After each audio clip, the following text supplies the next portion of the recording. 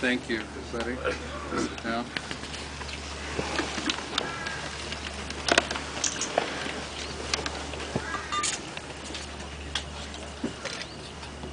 We're gathered here today in this beautiful spot, in this beautiful day, to witness one of life's great moments, to celebrate and join in the union of Jake Hunter, Melissa Tislow. Some of you traveled from very far to get here. Some of you had to make special arrangements to get here. But you're here today for a reason, and that's because you're part of their bigger community, part of their community of loved ones.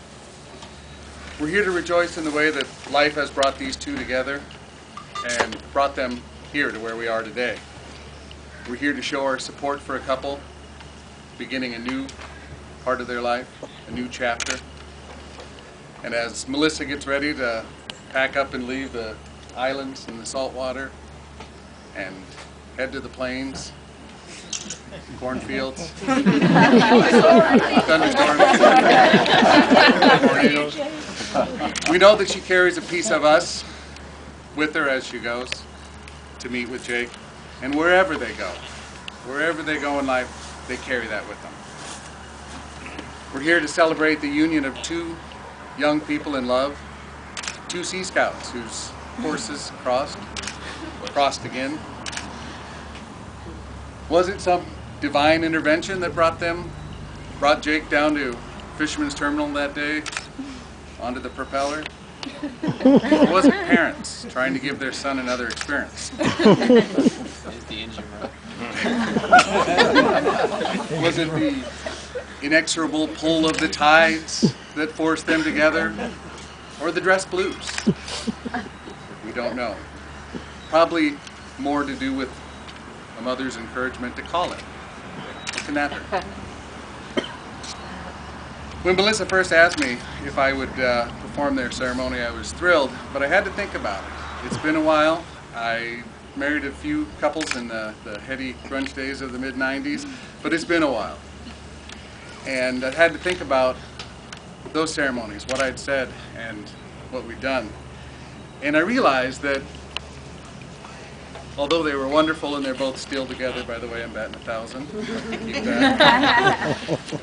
That I didn't really know what I thought I knew about love and marriage. I knew about love. I'd met my future wife, we were together. But marriage is something different. And I'd seen my parents, and I thought I knew what they had been through, but you realize they shelter a lot. So today, after 14 years, 5 cats, 2 kids, I can say I know a little bit more. And let me tell you, it's a wonderful thing. You're doing the right thing. The comfort of knowing that somebody else is going to be there with you, someone to celebrate the celebrations. What fun is it to celebrate alone? But also knowing that that person will be there and help you with the button when you break your arm skateboarding. It's very valuable. But you've only done the first part, and this is the easy part. You found someone, you fell in love, you got people here. The next part is the challenge. Marriage is so many things that people won't tell you about, things that you can't know, things that can't be foreseen. You may find yourself driving to the hospital at 4 in the morning, hanging out the window because the defroster doesn't work and this baby's coming. You may find yourself trying to help your partner, that feeling of helplessness that comes over you when you see them in pain, and all you can do is let them squeeze your hand. Or that incredible bittersweet joy of seeing your baby for the first time, realizing they got grandpa's nose. But don't be deterred, don't be daunted by the challenges ahead. Having that connection with one other person, this reciprocal relationship, is part of what makes life worth living. It becomes part of your life. And I know you're not the kind to shy away from hard work, whether it's scraping and painting, whether it's nursing, whether it's being in the Army, that you understand that hard work pays off. And I encourage you to put that into your relationship, put that into your marriage, and work at it as you do with other things in your life. Now, many of you may know I had Melissa as a student in high school, and one of the things I always tell my new students is to get involved, to join up, to do something, whether it's in school or out of school. And I didn't have Jake in school. That's probably okay. Well, I'm told he was pretty shy.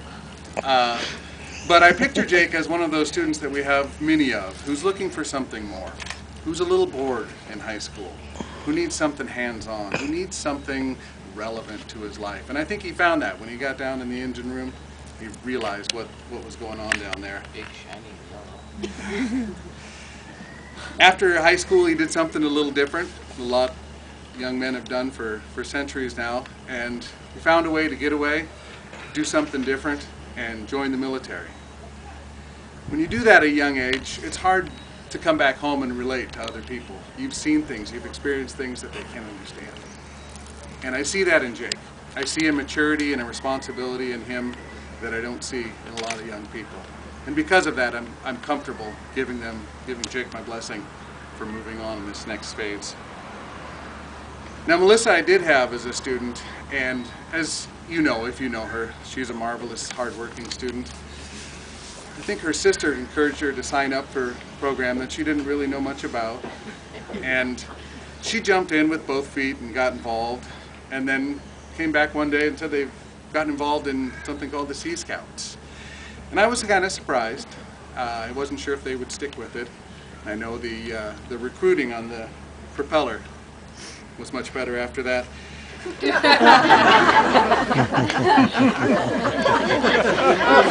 I had to think about an event that we had in high school where we went on the steamboat, the Virginia 5.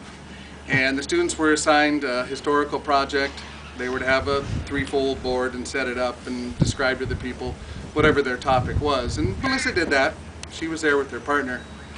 But Melissa showed up in full costume. She had the dress, the glasses, and the bonnet to play the role of Thea Foss. And all night, stayed in character. Whatever was happening, Thea Foss was there. And I remember thinking how appropriate at the time, how appropriate it was. Thea Foss, for those of you who don't know, was a woman who started a company by sitting at home, much like a military wife is asked to do while her husband was gone. He was a carpenter building houses. And she stayed home and she saw an opportunity. She looked out on the water and saw sailboats, sailing ships dropping anchor, and she bought a rowboat. She went out and she picked up some sailors and brought them to shore and went back and got some more. And she probably raised a few eyebrows. Her husband's gone and she's rowing out to the ships and bringing them back. But in the end, when her husband came home, she'd made more money than he had being away as a carpenter, and they decided to continue on with it. But I'm reminded of Melissa in 8th grade when she wanted to go to Hawaii with her class, and her parents said, "We'd love to have you go, but you need to earn the money." And she did. She babysat, she saved the money, and she did it. So I'm not worried about Melissa either. She's work or helping out Grandpa, certainly do that. And Jake assists by what he does every day. I realize he may not be there for the next 30 years, but every day he goes to work, he risks his life for other people, for all of us. And I see two people who understand what it means to sacrifice and care for others. So through your commitment to each other, may your love grow, make both of you better people, continue to give you great joy and passion for living, and provide you with energy and patience to face the rest of life. You enter today as individuals, and you'll leave as husband and wife, blending your lives, expanding your families. The story of life together is yours still to write. All of us here have come to witness and celebrate your love and commitment to that part of the story not yet told. And your vows that you'll speak today in our presence are really the introduction to your story. Let's start. Memorization not so good. All right. Oh, she for me after I messed up. Oh. I, Jacob Hunter, take you, Melissa Tislow, to be my lawfully wedded wife. I promise to cherish and love you, to protect and regard as my equal, to go through life by your side, learning from experience and striving to never make the same mistakes twice, to always work to fix our differences and conflicts in order to restore them into something beautiful. I'm yours for all eternity.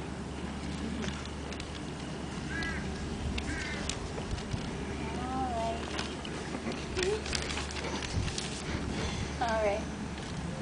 I, Melissa, take you, Jacob, to be my lawfully wedded husband. I promise to cherish, love, and be faithful to you throughout our lives together, to share and support each other's dreams, to work together to create a life full of happiness and laughter, to be your comfort and support when you need it, to respect and take care of you and always be compassionate and forgiving. I have found my equal in you and am currently yours.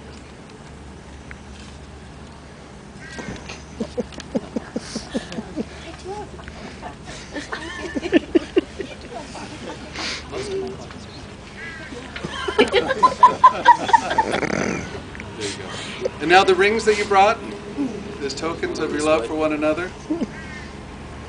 They're symbols, the perfect circle. Sun, the earth, the universe. The path someone's lives take, come back together. So let's start with Melissa. You, Melissa, so you put one on him. And then I him. You take Jake to be your lawfully wedded husband, promising love and cherish, joy and sorrow, sickness and health, as long as you both shall live. It fits. I had it last night. It'll go. We're good. This morning. I got it. I do. And Jake, you take Melissa to be your lawfully wedded wife, promising to love and cherish through joy and sorrow, sickness and health, as long as you both shall live. I do. Slap it on. Slap it on. Now they've asked that I do one final reading that they chose. May our journey through life together be long and full of love and happiness. Let our differences be great and our troubles be small. Let us strive to always be understanding of one another. And let us never forget that our love may sometimes endure great distances, but is always strong and forever with us.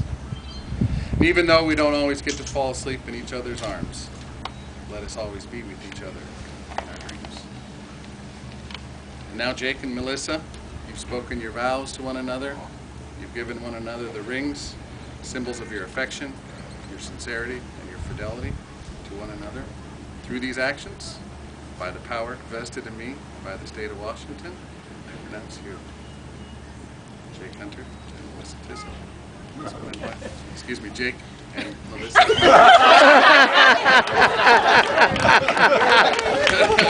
You may kiss the bride.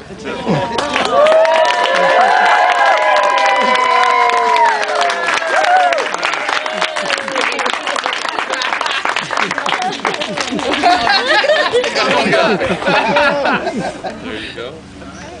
Yeah.